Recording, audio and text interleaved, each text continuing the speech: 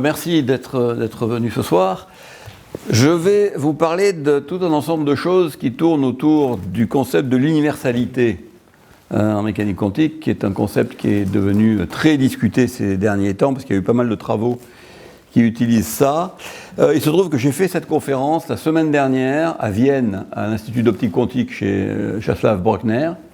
Et là-bas, j'étais dans un terrain relativement favorable parce que il y a beaucoup de gens de cette équipe de l'Institut quantique de Vienne qui ont publié pas mal de papiers, dont Bruckner lui-même, sur ces histoires d'amis de Wigner étendus, et qui sont donc assez favorables à cette hypothèse d'universalité. Je sais qu'ici, ça va être plus difficile, parce que, je leur ai dit d'ailleurs, quand j'étais à Vienne, je leur ai dit je me sens bien ici parce que je sais que je n'aurai pas d'opposants au moins sur les hypothèses de base, alors qu'à Paris, je vais dès le début me faire attaquer par un certain nombre de gens, dont Philippe Grangier, mais qui n'est pas là, donc il sera obligé d'attendre la fin parce qu'il est en ligne, et sans doute Franck aussi, mais on verra, on va voir. Donc je vais essentiellement vous parler des résultats nouveaux qui sont basés sur un certain nombre d'hypothèses, et qui aboutissent à l'idée que les événements ne sont pas absolus. Je vais m'appuyer sur des travaux récents, que vous connaissez pour la plupart d'entre vous. Bien sûr, tout ce qui tourne autour de l'ami de Wigner et des expériences de Extended Wigner-Friend, des récents no-go théorèmes qui proviennent, le premier provenait de Czesław Bruckner, et puis ensuite, Bong et des collègues ont amélioré ou précisé en fait le théorème de Bruckner pour le rendre un peu plus efficace, on va dire. Et ces travaux aboutissent, il y en a beaucoup d'autres, je ne vais pas tous les citer parce que sinon on pourrait y passer l'après-midi complète rien qu'à les citer, mais qui aboutissent tous à la conclusion que moyennant ces hypothèses-là sur lesquelles je vais revenir, la conclusion, c'est qu'on ne peut plus considérer que les événements sont absolus. On va voir un peu plus ce que ça veut dire. Je vous parlais ensuite, dans l'analyse de la signification de ce que signifie pour un événement de ne pas être absolu, des propositions qui sont faites par Emily Adlam, qui est à Shepherd University aux États-Unis, et qui a fait un certain nombre de papiers, notamment où elle classifie les désaccords en question en type 1, type 2, type 3. Je continuerai par l'analyse qu'a fait Timothy Riedel, qui reprend tous ses travaux pour dire qu'il faut classer les interprétations perspectivales en deux catégories. Alors ce qu'il appelle tame or feral, donc je vais traduire ça en français par apprivoisé ou féroce. Et je terminerai en disant comment le solipsisme convivial, qui est mon interprétation, que vous connaissez parce que j'ai eu l'occasion d'en parler à plusieurs reprises, se place par rapport à cette problématique. Qu'est-ce que je prends comme schéma de raisonnement ? Là, je vous fais le schéma de raisonnement global de ma présentation. Je pars de ces théorèmes en provenance des Extended Wigner-Friend qui semblent montrer que modulo somme quelques hypothèses particulières, les événements ne sont pas absolus. Ensuite, je vais essayer de comprendre ce que signifie ce caractère non absolu, parce qu'autant un événement absolu, on voit bien ce que c'est, autant le fait pour un événement de ne pas être absolu, c'est pas si clair ce que ça veut dire. Et donc ça m'amènera à discuter de la classification qu'a donnée Emily Adlam sur les types de désaccords, et donc je vais m'attarder principalement sur le désaccord qu'elle appelle de type 3, qu'on appelle aussi la no tracking assumption, pour parler français, l'hypothèse de non-espionnage, on va dire, traçage. Et cette hypothèse de traçage, lorsqu'elle est violée, aboutit à ce que Timothy Riedel appelle les interprétations féroces.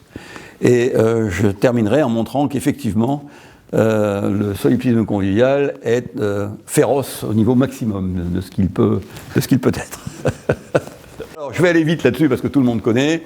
L'expérience de l'ami de Wigner, il y a un ami dans un laboratoire qui fait une mesure sur un système, Wigner reste à l'extérieur, et la question c'est de savoir quel est le vecteur d'état que Wigner doit affecter à l'ami dans le laboratoire, au système et éventuellement au laboratoire même dans son ensemble.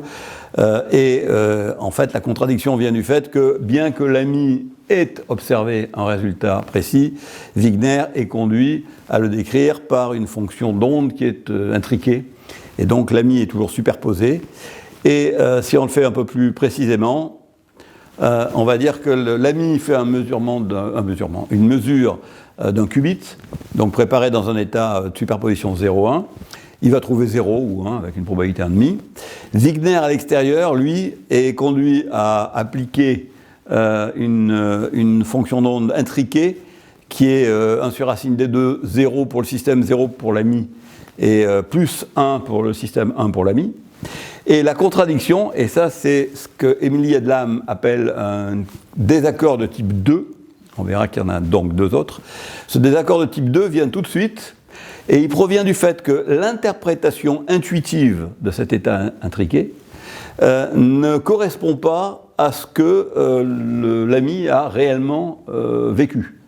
Si on veut interpréter de manière intuitive cet état intriqué, ça ne correspond pas à un ami étant dans un état ayant observé un résultat particulier. Et donc cette tension entre la manière dont on pourrait interpréter intuitivement l'état intriqué attribué par Wigner et ce qu'a vécu l'ami, qui a vu un résultat, et ce qu'elle appelle un désaccord de type 2, et c'est ce qui apparaît dans le cas de l'ami de Wigner simple. Alors il y a dans ce cas-là un moyen de s'en sortir selon elle, qui consiste à dire que en fait il y a souvent une confusion dans la manière dont on pense le vecteur d'état qui doit avoir 2 rôles qu'on va séparer et qu'elle sépare. Elle dit qu'il y a un rôle intrinsèque, ce qu'elle appelle l'intrinsic state, qui décrit l'état physique réel du système. Alors, pour ceux qui ne connaissent pas Émilie Edlam, je le précise tout de suite, c'est une réaliste. Donc, elle analyse tous ces sujets-là, mais en gardant un état d'esprit réaliste.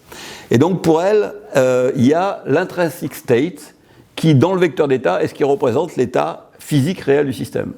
Alors, beaucoup de gens vont dire, c'est ce que j'ai entendu à Vienne, mais ça n'existe pas. Bon, ici, je sais que je n'aurai pas cette objection, enfin, sauf peut-être de Michel.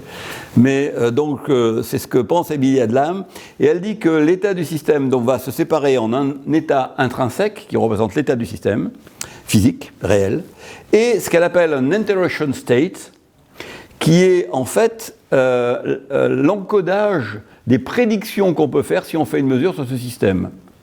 Et elle dit en général, et de tout temps, on a pensé que le vecteur d'état d'un système, c'était les deux en même temps. Eh bien, il faut faire une distinction entre les deux.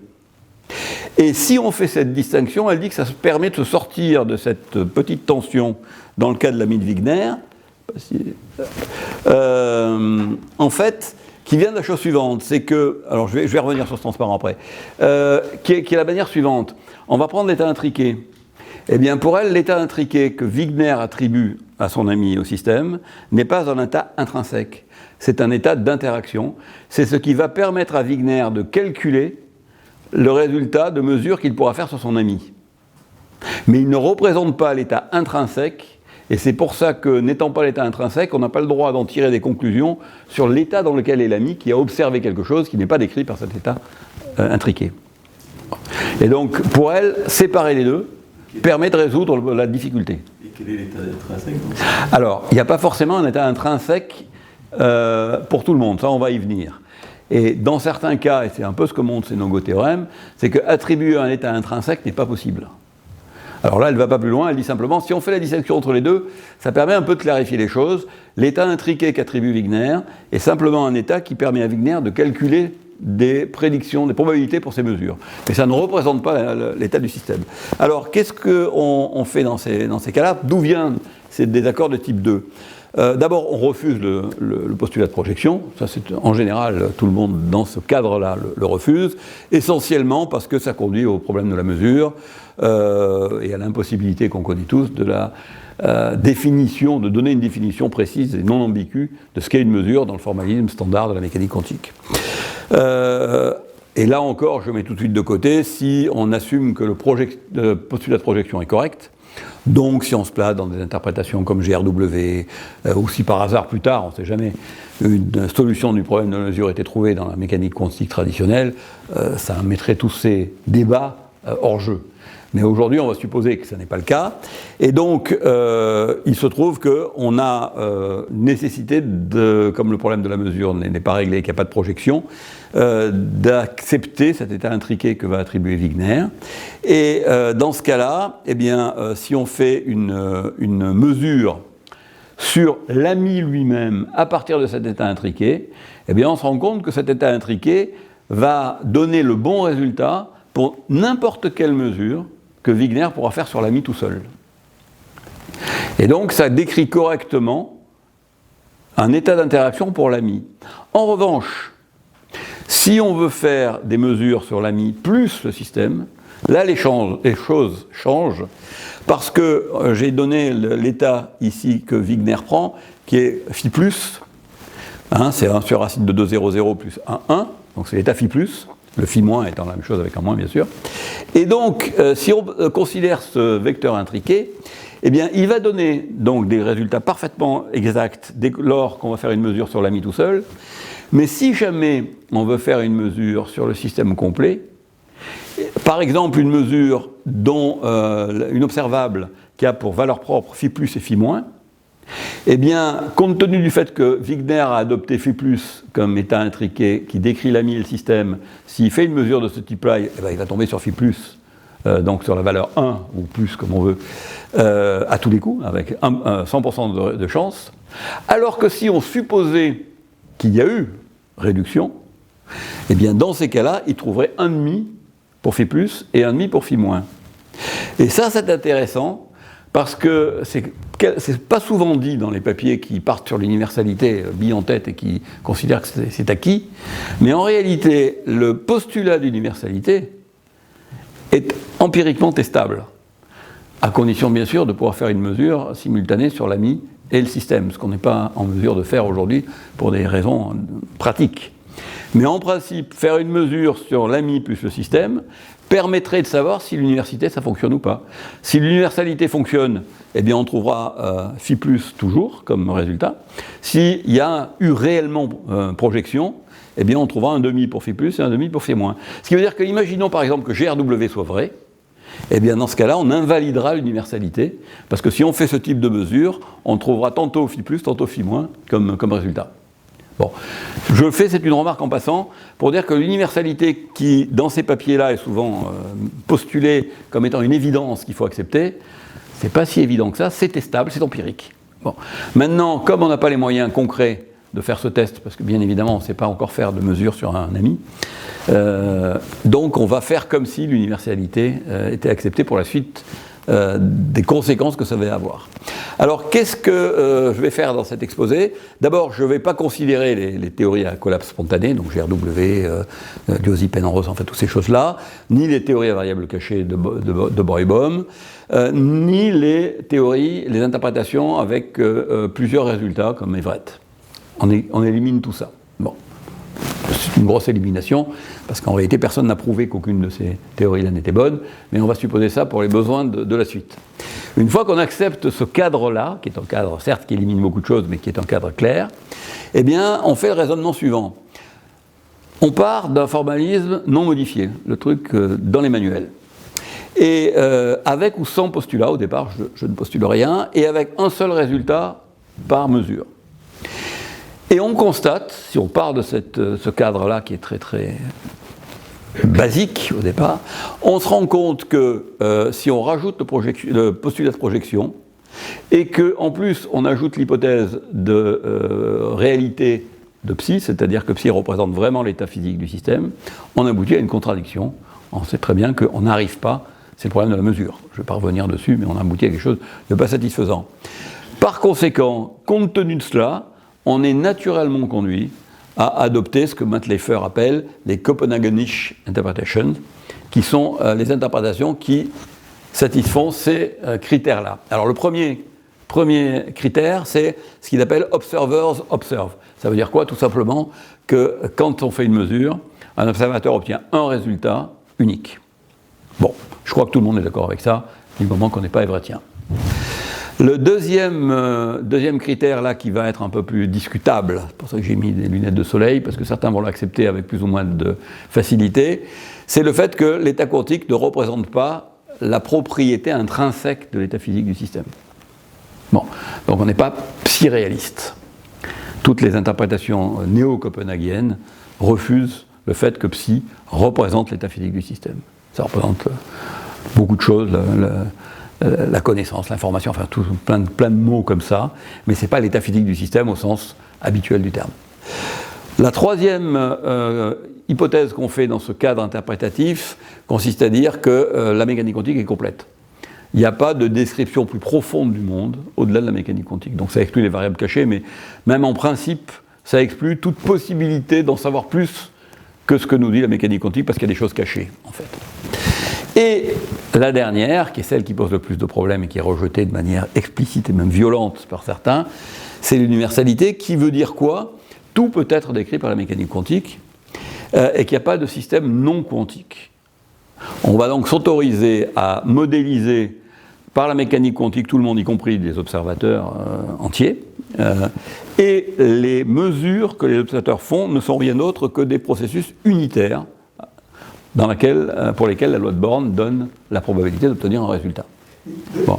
De temps en temps, tu parles du procédé de projection et de temps en temps de la règle de Born. Alors, la règle de Born est indépendante des postulats de projection, dans ce cadre-là. Habituellement, la règle de Born, c'est la probabilité qu'on obtienne un résultat qui va, par le postulat de projection, aboutir à un nouvel état qui est celui qu'on a obtenu. Dans ce cadre-là, c'est un peu plus subtil. Ces gens-là refusent le postulat de projection, mais acceptent la règle de Born, au sens suivant, d'une manière qui est, à mon avis, ambiguë. C'est une critique que je leur fais. Ils acceptent que le processus de mesure est un processus unitaire, il n'y a pas de postulat de projection, et que néanmoins un observateur obtient un résultat défini. Et la règle de Born s'applique à ce résultat défini, mais il ne conduit pas à une projection du vecteur d'état. Et on va voir que ça, qu'ils disent souvent de manière un peu cavalière, je veux dire, ou un peu facile, ça demande à être précisé, parce que dit sous cette forme, ça paraît étrange. Et les premières fois que j'ai lu ces papiers-là, je disais, mais ils disent un truc qui est contradictoire. Ça l'est pas vraiment, mais il faut préciser les choses, et dans beaucoup de papiers, c'est pas très clairement précisé. Je vais essayer de dire la manière dont moi je comprends ça, que j'ai validé la semaine dernière auprès de Václav Bruckner, qui m'a dit qu'il la voyait pareil, mais ça demande un petit éclaircissement qui souvent est absent des papiers. Donc, règle de Born et projection postulate, c'est deux choses séparées. Et d'ailleurs, dans un de ces papiers qui analyse ces expériences, Matt Leffer dit très explicitement, dans les anciens no-go théorèmes, on avait une opposition entre le postulat de projection et les hypothèses qu'on faisait. Ce qui est intéressant dans les nouveaux théorèmes, c'est qu'on arrive à avoir des choses beaucoup plus subtiles parce qu'on ne suppose plus la projection, mais il y a quand même des tensions avec la règle de Born. Et il dit, ça c'est nouveau et beaucoup plus intéressant parce que autant le postulat de projection c'est quand même très fort, on peut comprendre que ça conduise à des choses un peu contradictoires, autant a priori la règle de Born, c'est difficile. Et pourtant c'est la règle de Born qui est en cause et pas le postulat de projection. On va voir comment. Quand je dis la règle de Born est en cause, c'est pas qu'elle est fausse, c'est que si on veut que la règle de Born fonctionne, on est conduit à ce moment-là à avoir des calculs de probabilité qui mènent à des contradictions. C'est ça que ça veut dire en fait. Alors, ce postulat d'universalité, je vous demande pour les besoins de la cause. Ah. Le postulat d'universalité, oui. Il entre dans l'interprétation de Copenhague ? Oui, dans les Copenhagenisches, oui, absolument. D'accord. Oui. Tu es d'accord que Bohr l'aurait refusé avec violence ? Ah, mais c'est pas borien. C'est Copenhagenisch. Hein, c'est pas Bohr initial. C'est Néo-Copenhagen. C'est-à-dire que ça ressemble... En fait, ce qu'a fait Matt Leffer, c'est lui qui a proposé cette classification pour unifier tout un ensemble d'interprétations comme le cubisme, comme l'interprétation de Bruckner et de Zellinger, comme l'interprétation de Bob Bubb et Pitkowski, comme l'interprétation de Dick, etc., qui sont des interprétations qui ont des noyaux communs, bien qu'elles soient différentes. Et il a pris le tronc commun. Et ce tronc commun qu'il a appelé Copenhagenisch a un peu de Copenhague, mais c'est pas du Bohr. Il y a une différence à faire entre deux versions de l'universalité, l'une que pourrait accepter Bohr à la rigueur, et l'autre qui ne pourrait pas. Ça a été dit par Pérez, ça veut dire la mécanique quantique est capable de traiter de n'importe quoi, mais pas de tout. Voilà. Exactement, ça a été redit la semaine dernière, c'est Pérez qui avait dit ça. La mécanique quantique s'applique à n'importe quoi, mais pas à tout en même temps. Voilà. Ça, Bohr l'aurait accepté. Mais là, on va voir qu'on en arrive à quelque chose d'équivalent. Personne ne dit que la mécanique quantique s'applique à tout en même temps. puisque justement, on va aboutir à la conclusion un peu plus tard que cette notion de relativisme à laquelle on aboutit prouve bien qu'il y a un truc qui reste à l'extérieur. Donc on est en accord avec ce qu'aurait pensé, je ne sais pas ce qu'aurait pensé Bohr de ça, mais en tout cas avec Pérez, il n'y a pas de problème. Je pense que Bohr, je ne suis pas un spécialiste de Bohr, mais lui, il admettait que tout pouvait être décrit quantiquement, à condition qu'il y ait autour de toutes ces choses-là, il y avait une représentation qu'on devait admettre comme classique. Donc, et après, il y a la coupure, là, la fameuse coupure qui déplaçait, et en fonction de l'endroit où était la coupure, normalement, la partie classique changeait, et la partie quantique, et il disait même que le système nerveux central pouvait être quantique, à condition qu'on ait un instrument de mesure au-dessus qui nous permettait de... Donc je pense que c'est compatible avec une pensée, je ne sais pas, moi, parce que Bohr... on a eu une discussion avec Hervé qui m'a expliqué que Bohr était tellement compliqué qu'on n'y comprenait rien. Mais au moins ça, j'ai compris. Donc, je ne sais pas. Il me semble que c'est compatible. Mais en tout cas, c'est pas totalement incompatible. Ouais. Alors, cette notion d'universalité, on va l'accepter. Je vais la décrire plus précisément, sachant que je fais quand même la petite remarque préalable qu'en réalité, c'est quelque chose d'empiriquement testable, en théorie. Alors, définition que j'ai trouvée excellente par Émilie Adlam, qui n'aime pas ça, mais qui l'a bien décrite, de ce qu'elle appelle First Person Universality. Alors, je vais le traduire. Donc, la mécanique quantique unitaire est universelle, dans le sens qu'elle est toujours une description correcte de toutes les observations faites par n'importe quel observateur individuel, mais elle ne décrit pas la relation entre les observations faites par des observateurs différents. Ça, c'est un point extrêmement important.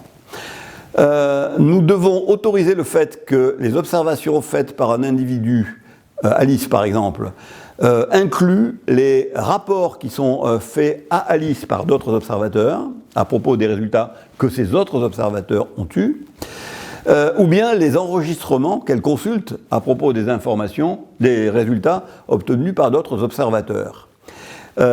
Mais Alice n'a pas d'accès direct, n'a aucun, ça c'est très important, c'est moi qui l'ai mis en gras, Alice n'a aucun accès direct aux observations faites par les autres. Et la seule information qu'elle a à ce propos vient soit de ses interactions avec les autres observateurs, et donc l'universalité en première personne demande seulement que les résultats de mesure d'Alice soient corrélés, que les résultats de mesure propres d'Alice soient corrélés avec les résultats de mesure d'observateurs qu'elle peut obtenir de la manière que la mécanique quantique l'indique. L'universalité en première personne, donc, ne demande pas que les résultats d'Alice soient corrélés avec les résultats réels obtenus par les autres observateurs. Ça, c'est fondamental, c'est moi qui l'ai mis en gras aussi. Il n'y a absolument aucune obligation que les résultats d'Alice soient directement corrélés avec les résultats réels qui sont obtenus par d'autres. Bon. Alors évidemment, ça pose un problème de savoir comment ça marche. Mais l'universalité, en tout cas, n'impose pas. En conséquence, l'universalité ne met aucune contrainte sur les relations entre les observations qui sont faites par deux observateurs distincts. Et là, elle rajoute quelque chose que j'ai mis en rouge, parce que je sais pourquoi elle l'a mis, je suis en désaccord total avec elle. Elle l'a mis en rouge parce qu'elle est réaliste, et qu'elle veut absolument récupérer l'intersubjectivité dont elle prétend, elle a fait un papier entier là-dessus, que c'est nécessaire pour obtenir de manière épistémologique la possibilité de faire de la confirmation scientifique des théories. C'est un autre sujet que je n'aborderai pas aujourd'hui, mais c'est sa motivation. Mais elle dit quelque chose qui, à mon sens, est contradictoire avec la phrase qu'elle a juste mise avant. Elle dit « excepté dans des scénarios où il y a des interactions ultérieures, dans lesquelles les observateurs sont capables de partager leurs informations à propos des résultats. » Et ça, c'est totalement contradictoire avec le fait qu'elle a bien dit avant qu'on n'avait aucun accès direct aux résultats des autres et que les seuls accès auxquels qu'on pouvait mentionner pour les résultats des autres étaient obtenus à travers des interactions, donc des mesures qu'on fait des autres. Donc là, elle se contredit, mais bon, on va... Donc cette phrase-là, je la connais. Elle ne se contredit pas, elle dit, là, elle réduit la notion d'universalité. C'est une définition qu'elle porte là, et en effet, à la fin, elle a l'air de se contredire, mais oui. toute son analyse est dans ce contexte-là, où en gros, les gens communiquent pas, et elle a envie que ça communique. Bah oui, aussi. mais elle peut pas le demander alors qu'elle vient de dire l'inverse juste avant. C'est pas cohérent.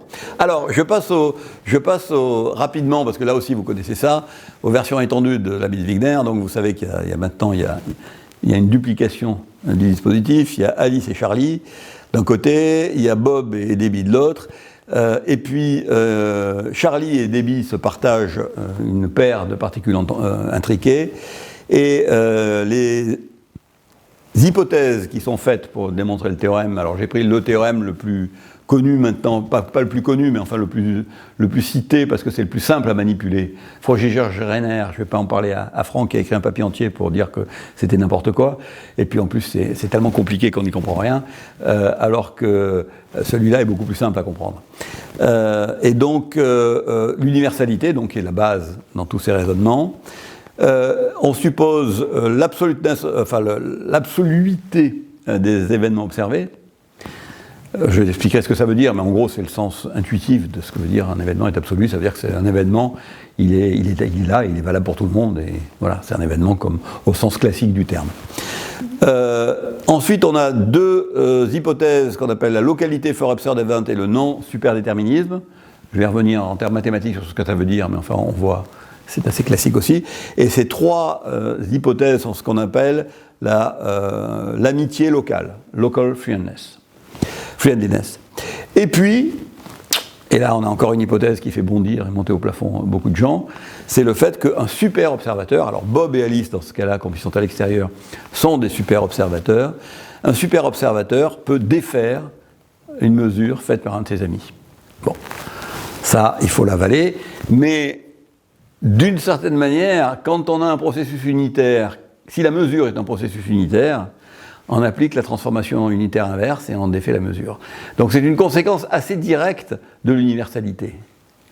Donc ça veut dire que si un événement est caractérisé par le clic d'un détecteur, le super observateur peut décliquer le détecteur. Il a le pouvoir de décliquer le détecteur. D'accord. Oui. Ou d'effacer un spot sur un écran. Ouais. Bon, alors ça paraît science-fiction totale.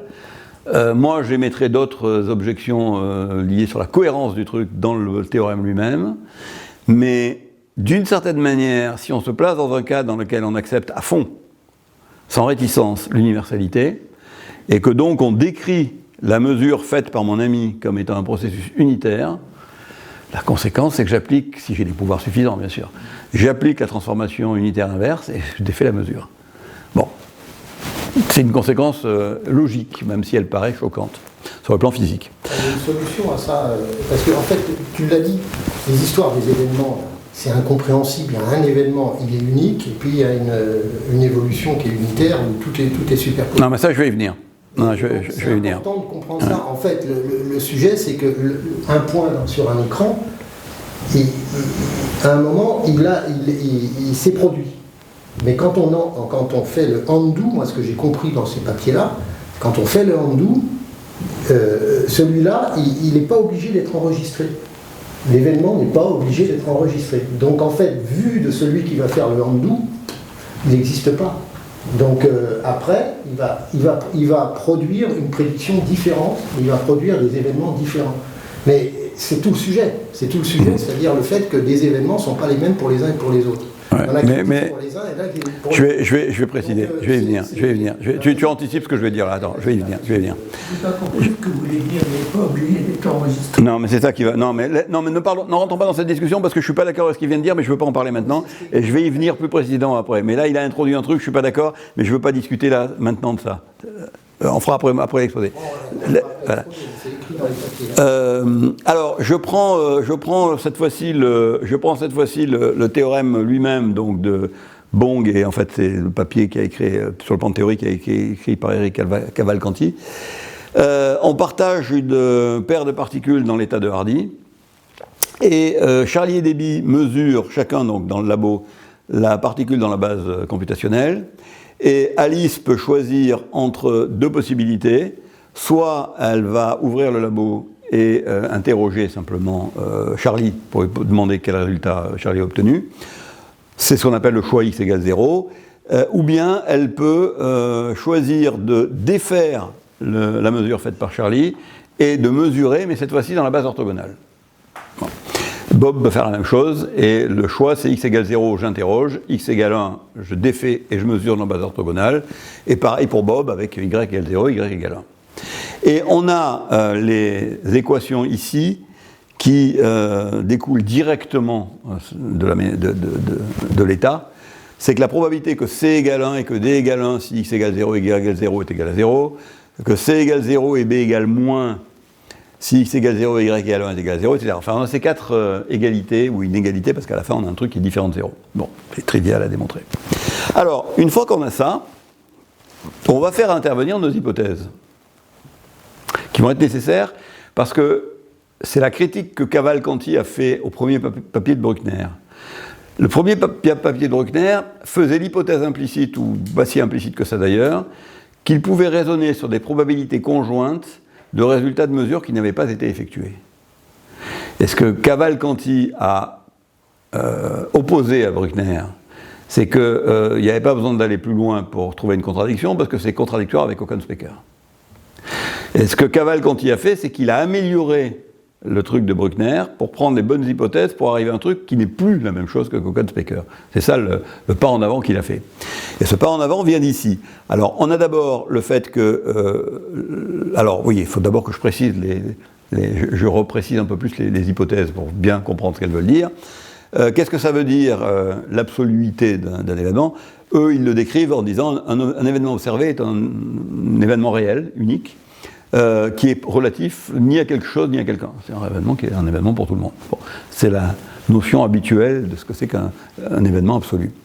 Et on a, pour ces événements absolus, et c'est ça qui compte pour la suite, la possibilité de définir des probabilités conjointes. Si A, B, C et D sont des événements absolus, on a le droit de parler d'une probabilité P de A, B, C, D, puisqu'ils existent tous les 4 en même temps, et la probabilité conjointe a un sens. Ce qui n'est pas le cas si on veut faire ce que fait quelquefois Frogiger et Renner, justement. C'est de parler de probabilité d'événements en contrefactuel.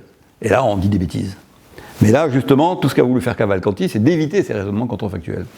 Donc, il dit qu'on a d'abord probabilité de AB si XY est égale à la somme des probabilités sur CD de ABCD de XY, ça c'est simplement la somme des probabilités conditionnelles. Bon, il n'y a pas de miracle. Et ensuite, il y a ce que Leifer appelle la tracking assumption, donc l'hypothèse de traçage, qui signifie quoi ? Ça c'est écrit sous forme mathématique, mais ça signifie tout simplement que si je vais... oui, c'est ça. Si je vais interroger... si j'ouvre le labo et que je vais interroger mon ami, ce que je vais entendre va refléter fidèlement ce que mon ami a vraiment vu. Michel, bonjour, tu as eu quel résultat ? C'est A. Tu as eu plus ? Oui, plus. Voilà, eh ben, tu m'as dit que tu avais eu plus et tu as eu plus. Voilà. Bon, c'est le truc classique de communication. Quand on communique, ce que l'autre raconte, c'est la vérité. Voilà, enfin c'est la vérité des deux côtés. Et ça, c'est ce qu'il appelle la tracking assumption. Comment ? Défaire non plus. Alors, pour le moment, je ne fais rien. J'explique juste ce que c'est que la tracking assumption. C'est simplement le fait que quand deux observateurs communiquent, ce que l'observateur numéro 2 entend de l'observateur numéro 1 comme réponse correspond réellement à ce que l'observateur numéro 1 a vu. Ça, c'est la tracking assumption. Voilà. Et là, justement, je fais une petite remarque qui est une petite critique sur la manière dont c'est se présenter. C'est que la conjonction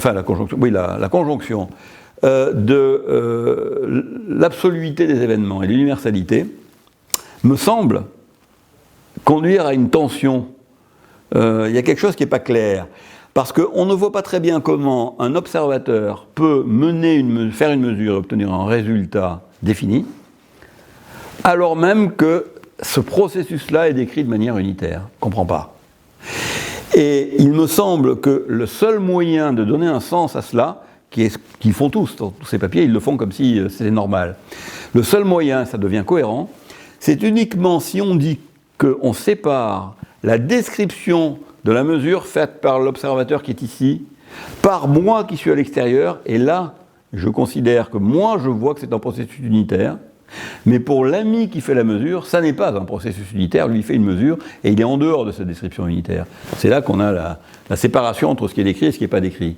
Donc on peut effectivement dire qu'une mesure est unitaire, à condition que cette phrase-là soit prononcée par la personne qui est à l'extérieur de celui qui fait la mesure. Maintenant, celui qui fait la mesure lui-même et qui obtient un résultat unique, il ne peut pas dire ce que je viens de faire c'est unitaire. C'est pas unitaire. Or, la distinction entre les deux, qui n'est pas grave, parce qu'une fois qu'on a fait ça et qu'on a ça en tête, les choses deviennent cohérentes. Mais quand on ne le dit pas, ça sème le trouble, et moi j'ai eu au début un certain nombre d'interrogations sur certaines phrases qui étaient dites et qui faisaient la confusion entre les deux, en ne faisant pas vraiment la distinction entre le processus unitaire, il est dans la description qui est donnée par Wigner, mais pas par l'ami qui est à l'intérieur. Et il faut faire cette distinction.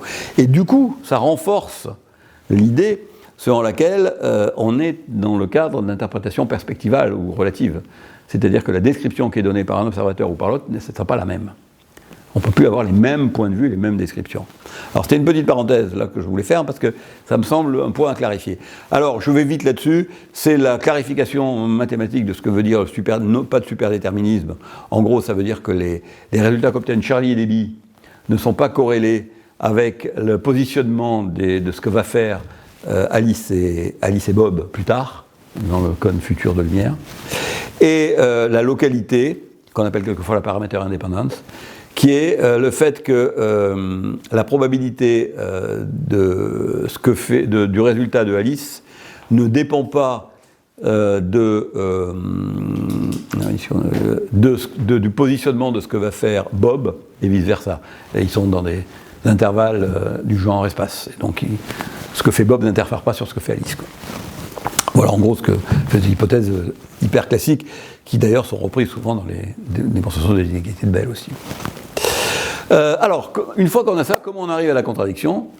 Eh bien, il se trouve que quand on parle des équations que j'ai montrées tout à l'heure, qui elles sont une déduction directe de l'état de Hardy, quand on fait le calcul, on peut obtenir d'abord, en utilisant la localité pour les événements observés, eh bien, on va obtenir le fait que, à cause de cette localité pour les événements observés, P de C égale 1 et D égale 1, qui donc sont les résultats de Charlie et de Debbie, ne dépendent pas de ce que vont faire Alice et Bob.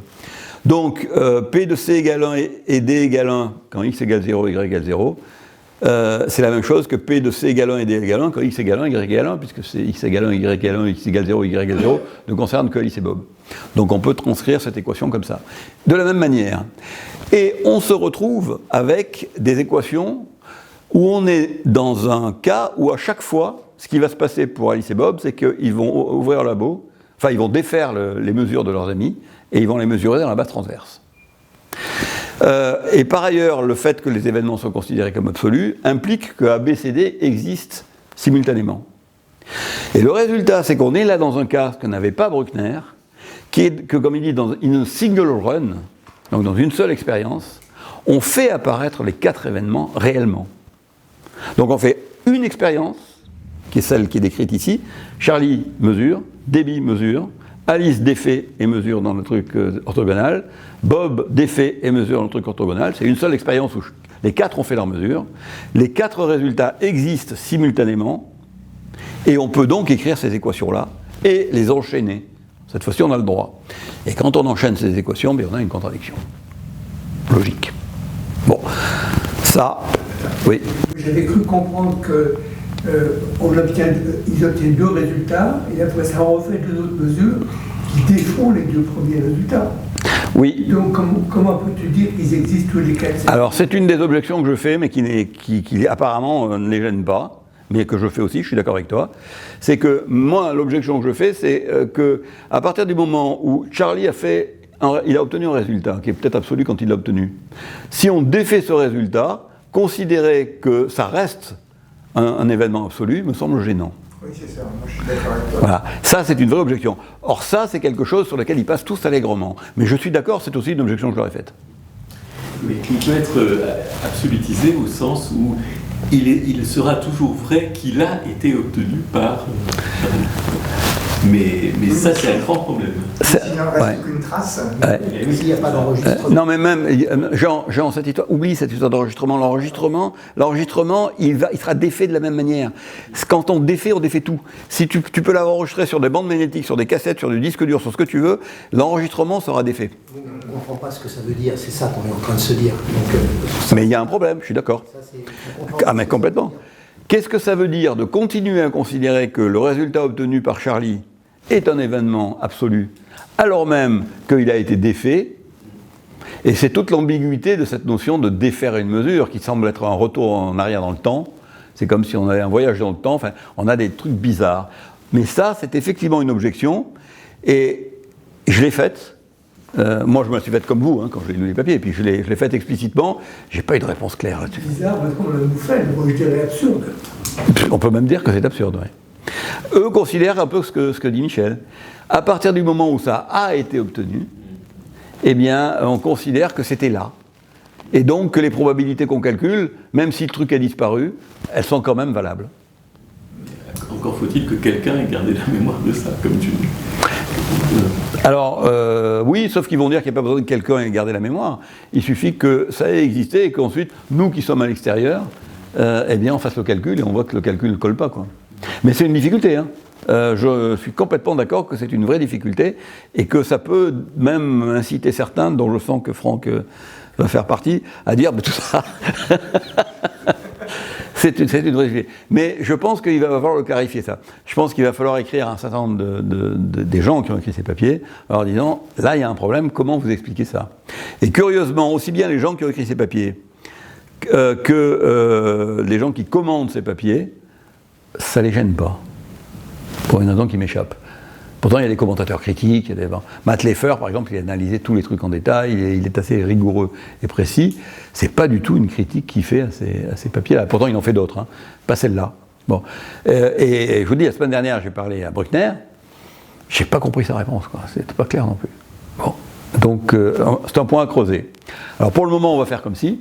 Mais je suis d'accord que c'est une difficulté, je suis d'accord avec vous, hein, c'est une difficulté assez bizarre. Alors, bon, quelques réserves, on vient déjà d'en émettre beaucoup, mais quelques réserves. D'abord, savoir ce que c'est qu'une mesure dans le cadre d'un processus unitaire, c'est pas très clair, sauf si on sépare le fait que l'unitarité ne concerne que la personne extérieure et pas la personne qui fait la mesure.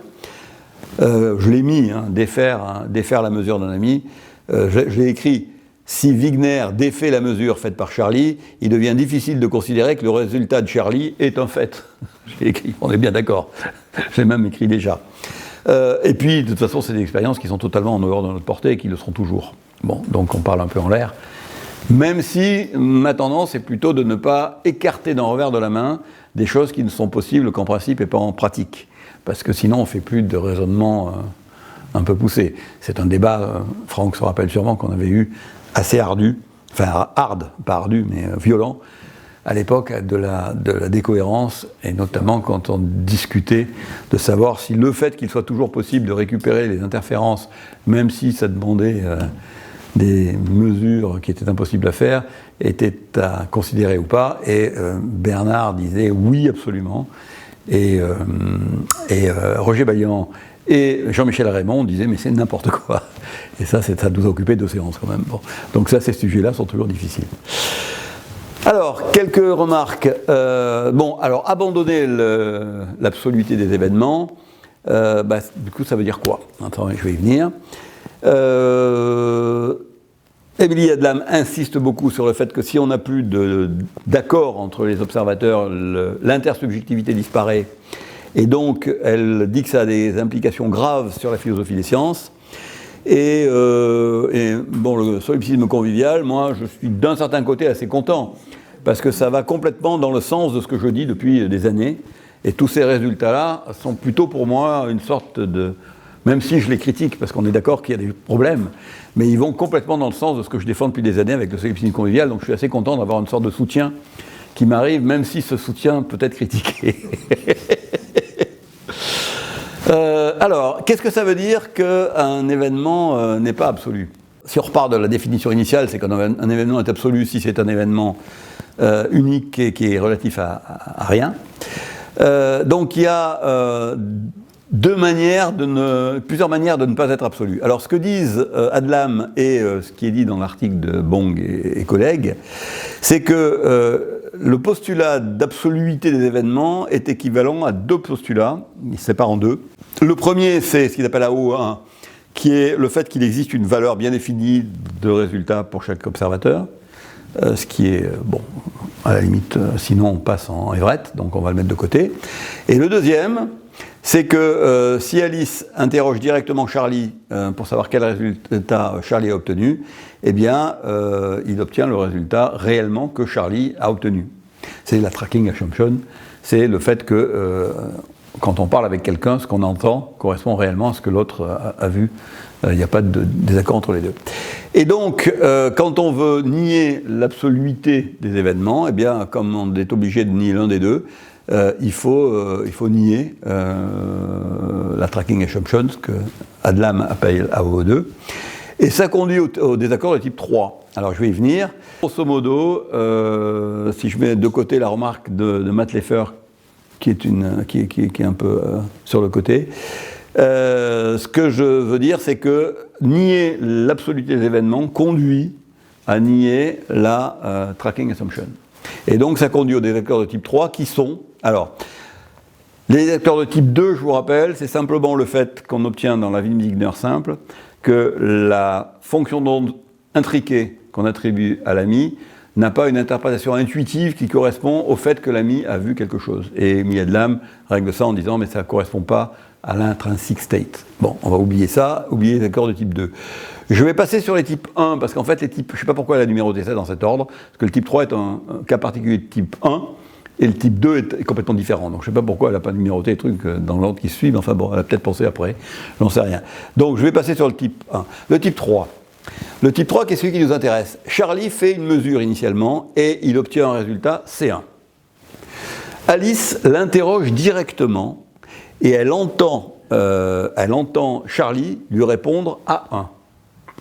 Bon, c'est le résultat d'Alice, qui interroge Charlie, A1. Et normalement et intuitivement, c'est ce qu'on a fait tout à l'heure avec Michel, lorsque Michel me dit qu'il a vu plus, j'interprète ça comme étant il a vu plus, ce qui est un peu normal. Bon. Ah bah tu triches, on suppose que les gens qui font de la physique sont honnêtes. Les physiciens sont des honnêtes gens. Et donc Michel est honnête et ce qu'il m'a dit est vrai. Bon, eh bien là, non. Ce qui se passe, c'est que ce qu'on attendait entre la correspondance entre A1 et C1, ça aurait dû être la même chose, eh bien, c'est qu'en réalité, Charlie a vu C1, mais Alice a entendu A1 qui est différent de C1. Et c'est ça qui se produit dans les désaccords de type 3 qui violent la tracking assumption et qui sont nécessaires dans le cas où on veut éviter d'avoir des événements absolus. C'est en quelque sorte une sorte de conséquence du théorème de Cavalcanti. Bon. Alors, là, il y a plusieurs positions possibles. Évidemment, Adlam, ça ne lui plaît pas du tout, puisqu'elle est réaliste, et qu'elle veut garder l'absoluité des événements. Elle dit que même si on viole cette hypothèse-là, ça n'implique pas ce qu'elle appelle une non-absoluité métaphysique radicale. Elle n'en veut pas. Ou même que ça ne conduit pas à un perspectivalisme radical. Alors comment elle s'en sort? D'abord, elle essaye de s'en sortir avec son état intrinsèque, ce qui ne me semble pas convaincant, mais en fait, à la fin, ce qu'elle fait, c'est que plutôt que de violer l'absoluité des événements dans les hypothèses du théorème, elle dit, moi je garde l'absoluité des événements et je vais renoncer au non-superdéterminisme, et elle fait une théorie avec de la rétrocausalité, dont elle essaye de montrer que ça ne pose pas de problème. Bon, donc je vais mettre ça de côté, je ne suis pas convaincu par ce truc-là, mais du coup elle viole un autre axiome qu'en général on n'aime pas violer, mais elle n'aime tellement pas la non-absoluité qu'elle préfère violer le non-superdéterminisme. Bon, c'est le moyen de s'en sortir, mais enfin, qui ne me semble pas, moi, très convaincant. Donc, plusieurs remarques là-dessus, parce que ça, c'est aussi des discussions qui ont été difficiles, notamment avec Cavalcanti, avec qui on a discuté quand on était au Maroc jusqu'à des heures très tardives dans la nuit. La question c'est, quand on dit cela, c'est-à-dire quand on dit que l'hypothèse de tracking est violée, on dit A1 n'est pas égal à C1. Même chose. Bon. Mais qui est-ce qui dit ça? Alice ne peut pas le dire. Charlie ne peut pas le dire. Donc quand on énonce simplement, l'énoncé de cette chose-là ne peut être dite qu'au métaniveau. Parce que personne n'a accès, en tant qu'observateur normal comme vous et moi, aux résultats simultanément de Alice et de Charlie. Donc l'énonciation de cette clause ne peut pas être faite par un observateur standard. Bon. Et ça peut être fait que du niveau d'un méta-observateur, donc au méta-niveau de la théorie. Alors on peut l'appeler nowhere point of view, God's point of view, comme on veut. Mais c'est le seul moyen d'exprimer cette notion de désaccord. Et ce que dit Riedel, et il le dit de manière que j'aime bien, il dit les faits à propos de... c'est plus facile à dire en anglais, vous comprendrez, je vais le traduire. Facts about what is the case relative to this or that observer. Donc, les faits à propos de ce qui est le cas relativement à tel observeur, en eux-mêmes sont absolus, ils ne sont pas relatifs. Et si ce n'était pas le cas, eh bien l'hypothèse de tracking ne pourrait même pas être formulée.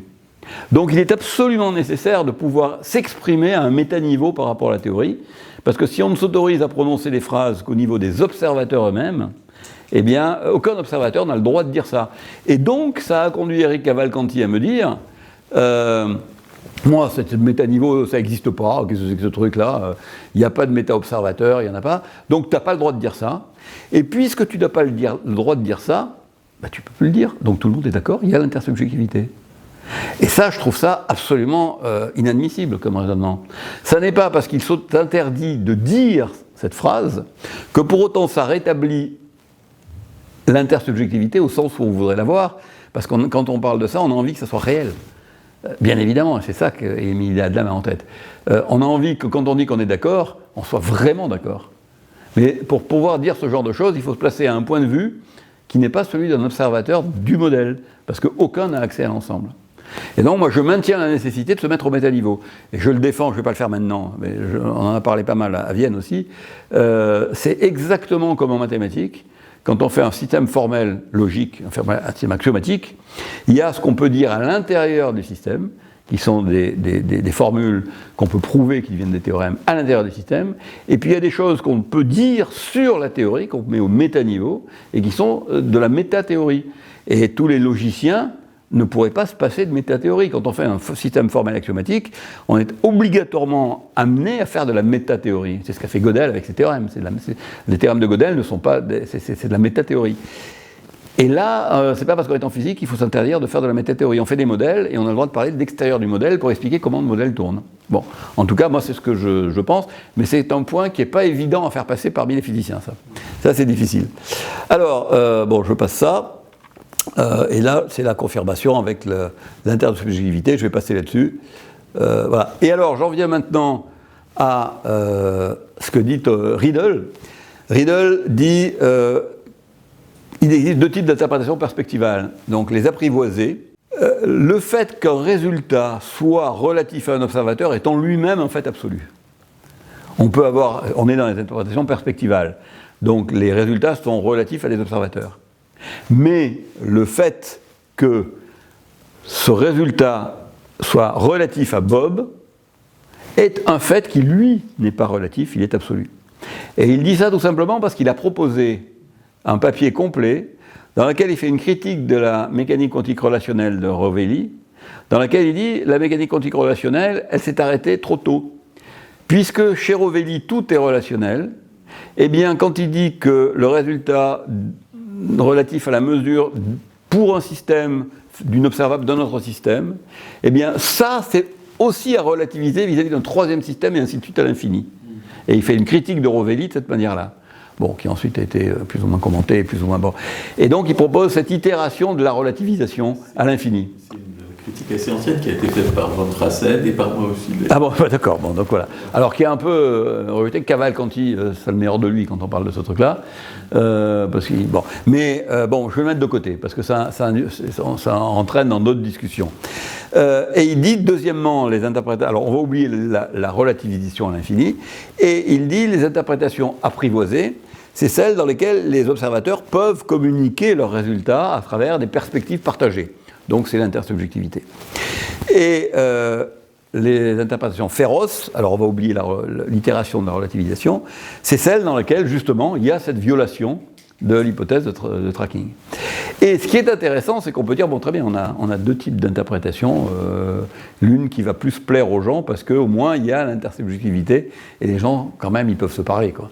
En fait, il y a beaucoup de physiciens, j'en fais pas partie, mais je sais que je suis minoritaire.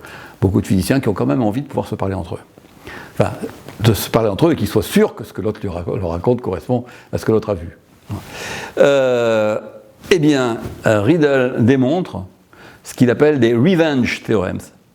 Et il dit très bien, si on fait ça, en ayant une interprétation apprivoisée, on a l'impression qu'on peut échapper au théorème de Bong et compagnie. Là. Mais en réalité, si on retravaille tout ça, on peut se rendre compte qu'on retombe dedans quand même. Et que le seul moyen d'échapper complètement à ce théorème de Nogo-théorème, c'est de tomber dans une interprétation féroce. Donc, ce qu'il dit à vérifier, il y a encore un peu de travail pour être certain que ce qu'il raconte est sérieux, et enfin ça m'a l'air. Hein. C'est qu'il dit grosso modo, vous croyez vous satisfaire de dire bon mais très bien, je deviens perspectiviste, les trucs sont relatifs, mais on peut quand même se comprendre entre nous. Eh bien vous retombez dans la même contradiction en modifiant un peu le théorème. Et donc le seul moyen d'échapper au théorème, c'est d'adopter une interprétation relative qui ne respecte pas cette histoire d'accord de communication. Et moi ça me va très bien. Parce que c'est exact. Alors je vais aller maintenant en 5 minutes, je vais vous faire ça en 5 minutes. Le solipsisme convivial, je vais passer mes transparents rapidement parce que vous le connaissez pour la plupart d'entre vous. Mais c'est exactement ce que je dis depuis des années. C'est qu'en fait, on a une fonction d'onde qui représente les potentialités de chaque observateur, et elle est relative à chaque observateur. Mais c'est des potentialités. C'est ce qu'on appelle la réalité empirique, mais contrairement à une époque où j'avais une présentation pédagogique, on va dire, sur laquelle Michel m'a beaucoup critiqué, un peu trop réaliste de cette réalité empirique. J'ai abandonné ça, et là maintenant, la réalité empirique est en fait un ensemble de potentialités liées à l'observateur.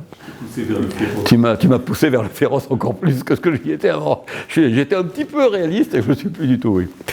Ensuite, on a l'observation qui sélectionne un des résultats dans les possibilités, et on a par contre là un résultat qui constitue la réalité que j'appelle phénoménale, mais qui est ce que nous appelons habituellement notre réalité, sauf qu'elle est totalement relative à chaque observateur. Et le collapse n'existe pas physiquement. Le collapse, ce n'est rien d'autre que le fait qu'à un moment donné, un observateur récupère son propre résultat pour lui. Bon. Alors ensuite, qu'est-ce qui se passe quand Alice interroge Bob, qui parlent entre eux? Eh bien, Alice interroge Bob. Je vais changer les noms, c'est plus Alice et Charlie, c'est Alice et Bob, mais ça, on comprendra que c'est la même chose. Bob répond, mais ce que Alice entend, c'est en fait un résultat de mesure de Alice sur Bob. Et ce qu'elle entend n'a aucune raison, puisque la tracking assumption est violée, de correspondre à ce que Bob, de son point de vue, a vu. Ça peut être totalement différent. Bob a sa perspective à lui, dans laquelle il a vu ce qu'il veut.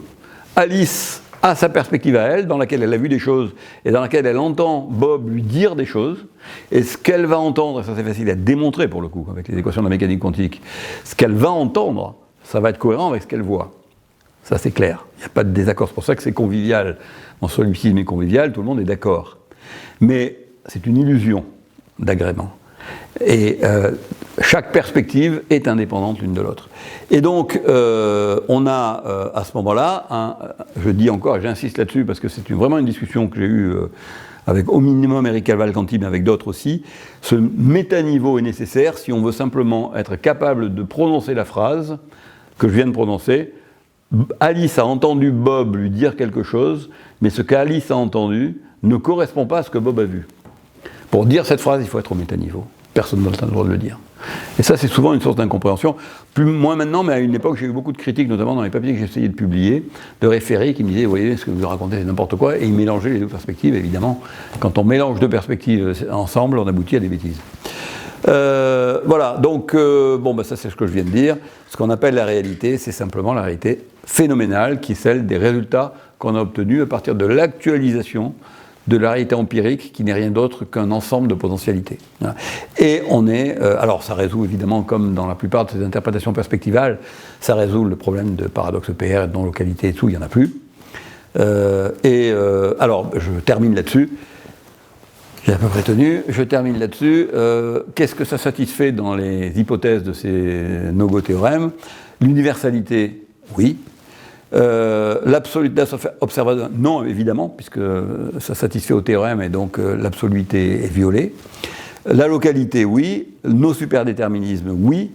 La tracking assumption, elle est violée. C'est féroce. Par contre, je reste point d'interrogation, parce que moi, j'en ai pas besoin. Ça, c'est une hypothèse dont ils ont besoin dans leur théorème, mais moi, j'en ai pas besoin pour mon interprétation du solipsisme convivial. Est-ce qu'un super observateur peut défaire une mesure? Je m'en sers pas. Donc, je mets point d'interrogation. Je vais rester là-dessus prudent. C'est vrai que si on admet l'universalité, c'est une conséquence. En même temps, cette notion de défaire une mesure me gêne, comme on l'avait vu tout à l'heure et que ça vous gêne tous. Et comme j'en ai pas besoin, je suis content, je m'en passe. Voilà, merci.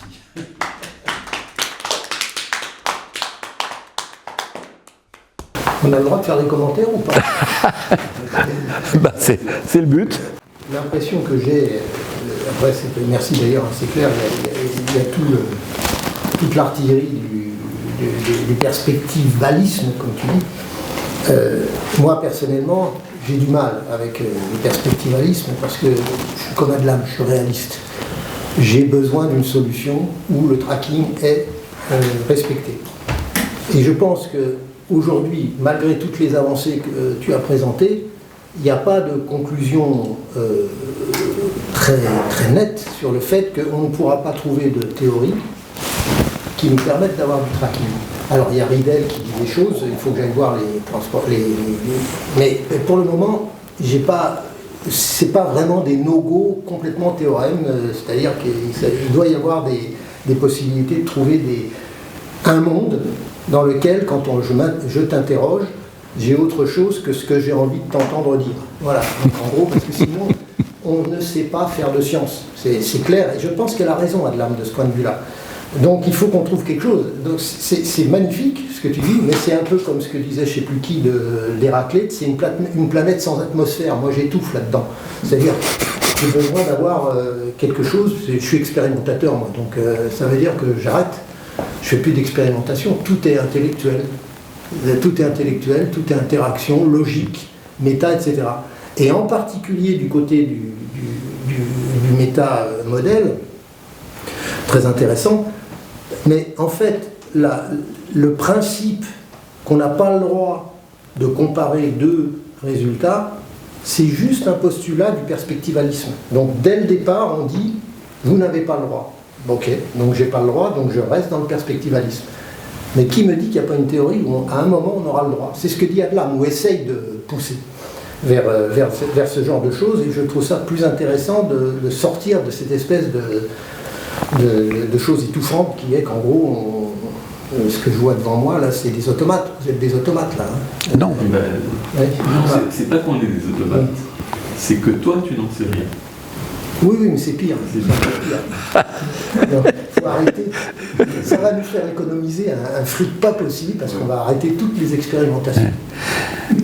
Mais cette vision des choses, comme me donne souvent, selon laquelle, parce que je ne suis pas sûr en réalité que ce que je vois c'est vraiment ce qui se passe, donc il faut tout laisser tomber, me semble erronée. Tout se passe exactement comme si c'était réel, et donc tu ne feras jamais aucune différence, et tu as très bien vécu comme ça jusqu'à présent, Jean. Tu continueras à vivre de la même manière, ça ne change rien dans ta vie, donc pourquoi voudrais-tu changer? Que tu le saches ou pas, ça ne change rien. Ça marche, et jamais tu n'auras la moindre disconfirmation de ça. Donc c'est pas gênant. convictions, si tu veux. Là, on n'est plus. Alors là, on est plus Mais on est- on est au niveau des convictions. Je ne suis pas d'accord avec tes convictions, point, et tu ne peux pas les démontrer. Voilà. Juste une petite question beaucoup plus restreinte. Moi, évidemment, je suis nettement plus d'accord avec Hervé que quelques-uns ici. Mais il y a juste un problème que j'ai sur la mesure concernant les collègues. C'est-à-dire qu'au début, tu t'es servi d'une hypothèse disant pour tester l'universalité, j'aurais besoin de mesurer les collègues et je ne peux pas le faire. Mais après, tu as dit lorsque j'interroge un collègue sur ce qu'il a obtenu, ça équivaut à faire une mesure sur le collègue. Oui. Donc, quelle est la différence Alors, entre les tu as raison, c'est une très bonne question et j'ai la réponse. Lorsque tu interroges un collègue pour savoir le résultat qu'il a obtenu, tu fais une mesure sur le collègue qui porte sur une observable très restreinte et bien déterminée, qui est l'observable correspondant à, on va dire, la partie de lui qui a vu quelque chose. Alors que pour faire la mesure qui mettrait en évidence cette distinction entre le phi plus et le phi plus et phi moins, il faudrait faire une mesure dont les vecteurs propres sont phi plus et phi moins, et l'observable en question fait intervenir cette fois-ci quelque chose de beaucoup plus compliqué qu'on n'a pas les moyens d'obtenir. Voilà. C'est comme dans la décohérence. Si tu veux faire une mesure qui mette en évidence le fait que, bien que, une fois que tu as fait la trace partielle parce que tu as oublié des degrés de liberté, tu as une matrice diagonale, en réalité, si tu faisais une mesure sur l'environnement dans son ensemble, plus le système, tu ferais réapparaître des termes non diagonaux, mais cet observable-là est au-delà de nos possibilités. Eh bien, c'est une observable du même type qu'il faudrait faire sur le système plus l'AMI, si on voulait mettre en évidence cet observable dont les vecteurs propres sont phi plus et phi moins.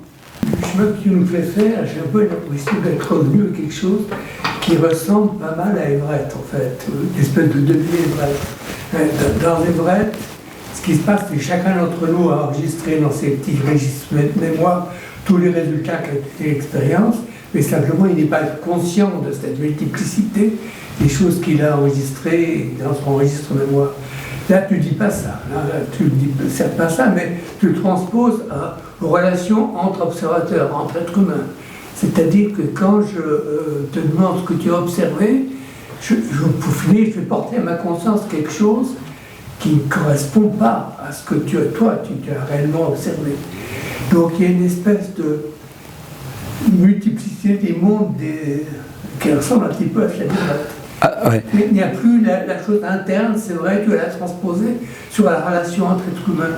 Mais on retrouve un petit peu la même idée. Quand même. Alors, ça c'est aussi une remarque qu'on m'a souvent faite, c'est la parenté avec Everett. Ce qui est assez amusant parce que, tu sais, Bernard, ce truc-là est issu en fait d'une remarque de Bernard qui critiquait Everett et qui n'aimait pas Everett.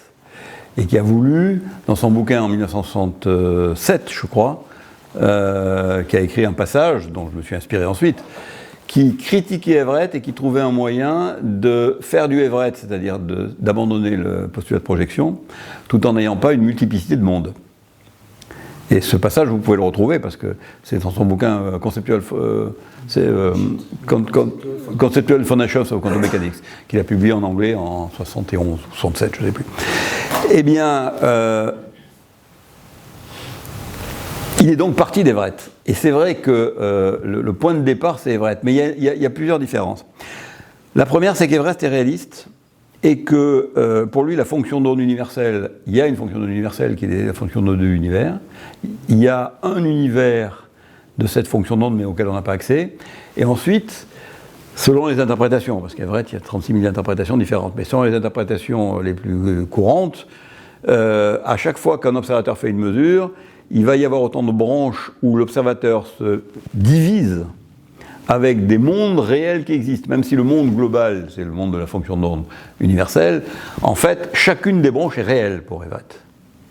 Et il y a autant d'observateurs et de résultats que de possibilités, c'est-à-dire un infinité continu, en fait. Et tout ça est juxtaposé et existe.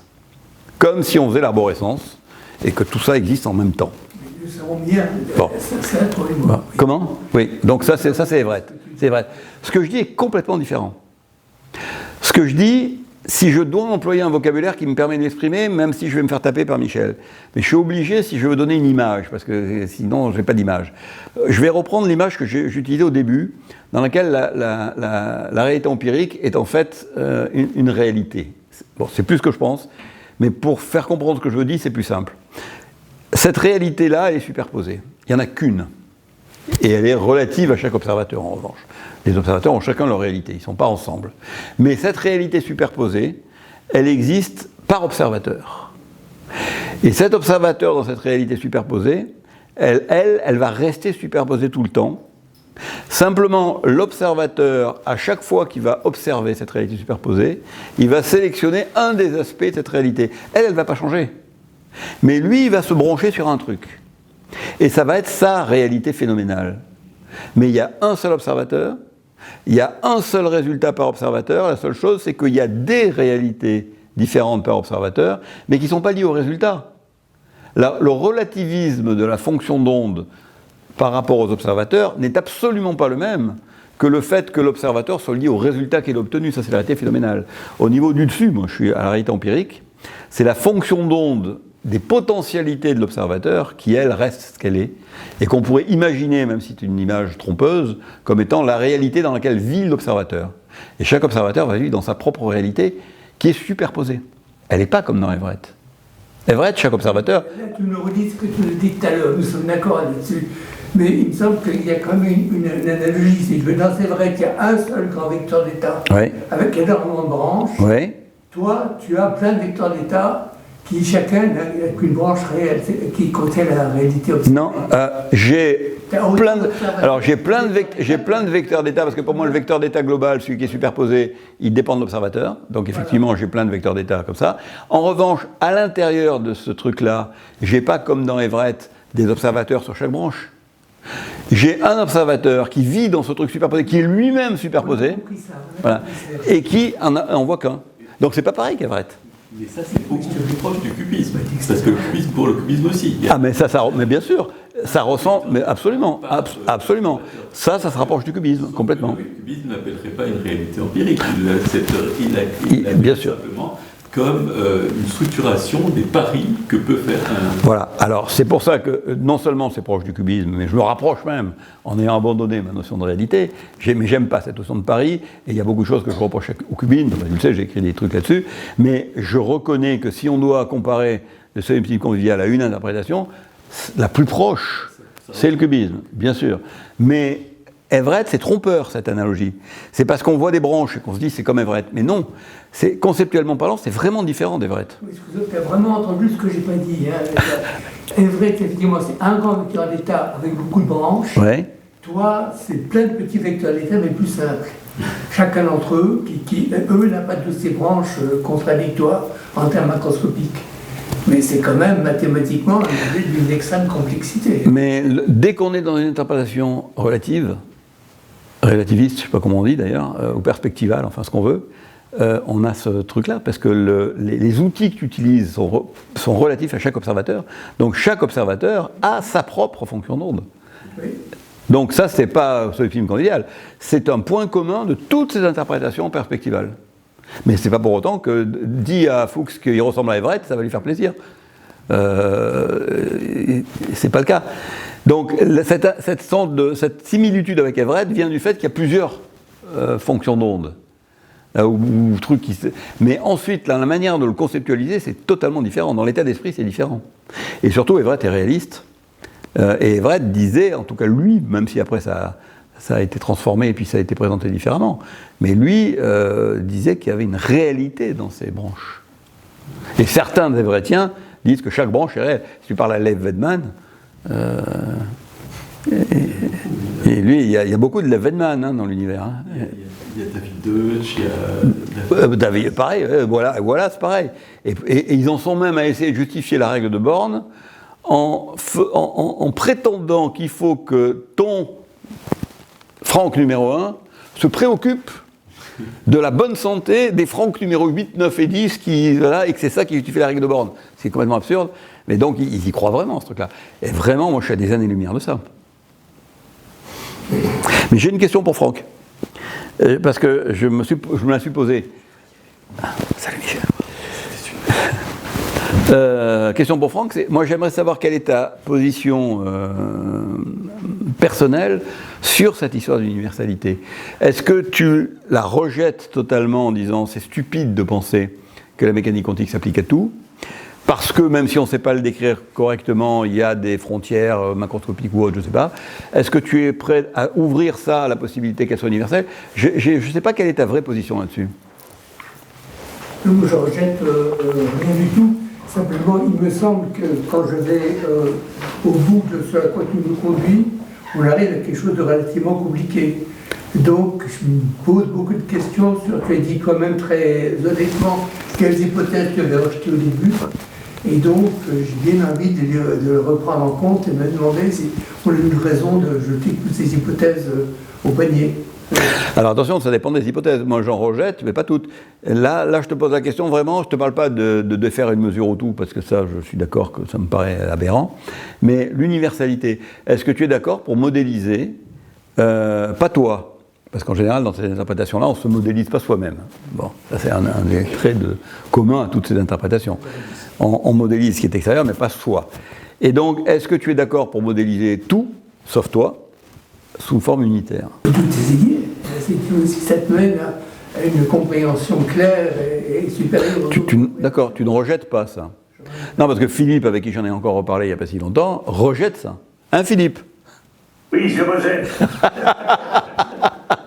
Philippe, tu vois, là, vous n'êtes pas tout à fait du même avis. Philippe, c'est un rejet ferme et définitif. Tu connais tout le côté diplomatique de Franck, qui est à peu près à l'opposé de mon caractère violent et agressif. C'est très difficile de savoir ce que pense vraiment Franck. Parce qu'il parle toujours gentiment, de manière consensuelle. Je sais un petit peu ce que pense Franck, mais je ne le dirai pas, parce que c'est des informations publiques. Moi, j'ai une question sur finalement, la théorie de Bohm de Broglie. Qu'est-ce qu'elle dit de tout ça? Parce que c'est une théorie réaliste. Est-ce qu'elle arrive aux mêmes conclusions à la fin?